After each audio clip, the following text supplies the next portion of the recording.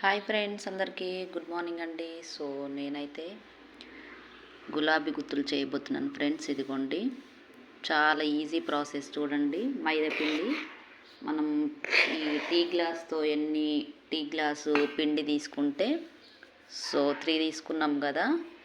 Sugar కూడా same ఈ గ్లాస్తోనే ఎన్ని గ్లాసెస్ తీసుకుంటే, సో ఇదిగో షుగర్ అండి, అంతే వేసుకోవాలి ఈక్వల్గా. పిండి ఎన్ని గ్లాస్ తీసుకుంటే షుగర్ కూడా అంతే గ్లాస్ ఉండాలి. ఒక గ్లాస్ తక్కువ ఉన్నా పర్లేదు. సో 3 గ్లాస్ పిండికి నేను 3 గ్లాసు షుగర్ వేసుకుంటున్నాను అన్నమాట.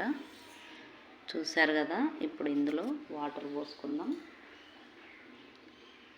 సో వాటర్ పోసుకొని కొంచెం మిక్స్ చేసుకోవాలి ఫ్రెండ్స్. చూశారు కదా.